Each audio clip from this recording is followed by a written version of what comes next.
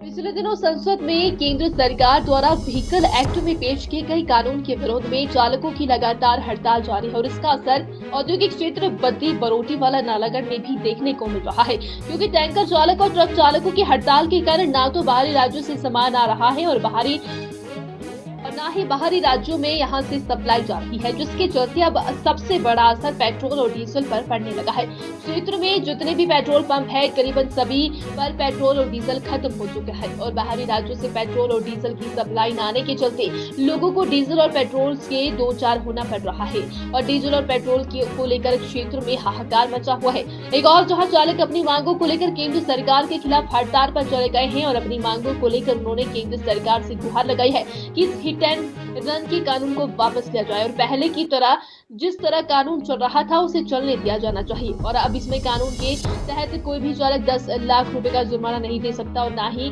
इससे इतनी ज्यादा सालों की सजा होनी चाहिए। उन्होंने केंद्र सरकार को चेतावनी दी है कि अगर जल्द इन काले कानून को वापस नहीं लिया गया तो एकत्रित होकर पूरे देश में उग्र आंदोलन का रास्ता अख्तियार करने को मजबूर हो जाएंगे। तो यही कहना चाहते हैं, जो सरकार ने कानून लागू किए है, ड्राइवर भाइयों की मदद करनी चाहिए। इनके लिए अलग कोई पॉलिसी होनी चाहिए।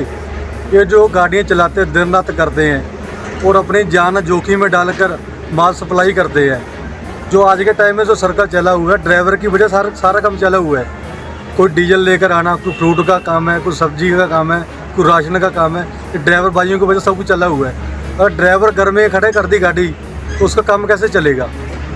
सारी दुनिया को प्रॉब्लम खड़ी होगी। इन भाइयों के लिए मदद करनी चाहिए सरकार को। अलग ऐसी पॉलिसी होनी चाहिए, कम से कम 5 लाख का बीमा होना चाहिए कि अगर ड्राइवर हमारे लिए इतनी केयर करते हैं और अपनी फैमिली को जोखिम में डालकर गाड़ी चला रहे हैं तो उनके परिवार की भी मतलब कोई सेफ्टी होनी चाहिए ना। नहीं, वो ठीक है। इसमें जो कानून बनाया गया है उसमें क्या खामियां देखते हैं आप और उसको किस नज़र से देखते हैं? क्या कमी नज़र आती है आपको या उसमें कोई फ़ायदा नज़र आता है? उसमें सारी कमियां नज़र आ रही है। उसमें ऐसे है कि जैसे कानून बना दिया कि ड्राइवर को तो ऐसे सोच रहा है कि वो गाड़ी खड़ी करके घर में अपना काम करे। गाड़ी चलने का सिस्टम नहीं आज के टाइम में रहा। और ड्राइवर गाड़ी चलाएगा कैसे, ये बताओ मेरे को। जब ड्राइवर के लिए इतना कानून बना दिया कि इसको अपना जुर्माना भी होना है और सज़ा भी होनी है, उसने कोई क्राइम तो वैसा किया नहीं है। गाड़ी में ब्रेक फेल भी हो सकती है, कि अदर कोई नुकसान भी हो सकता है गाड़ी में।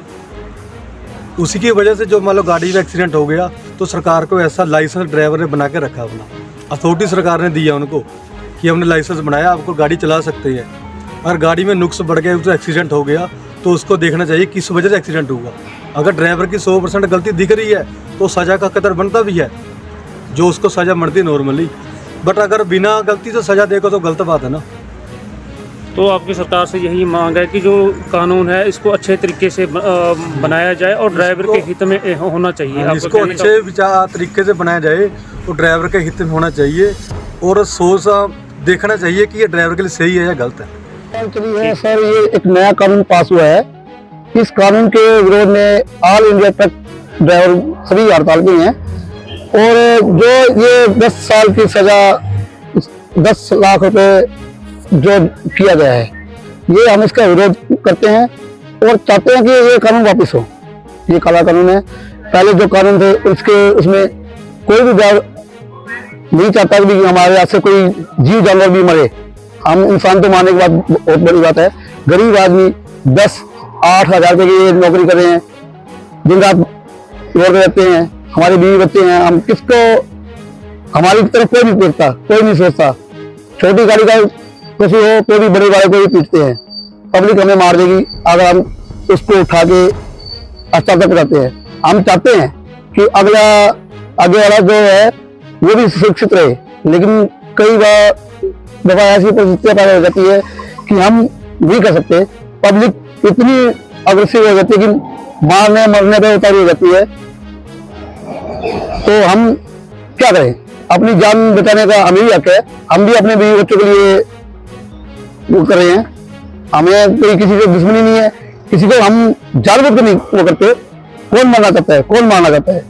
किसी को नहीं मारना चाहते हम, लेकिन सिर्फ इतना ही है, जो पहले कानून थे वही लागू रहे तो अच्छा है।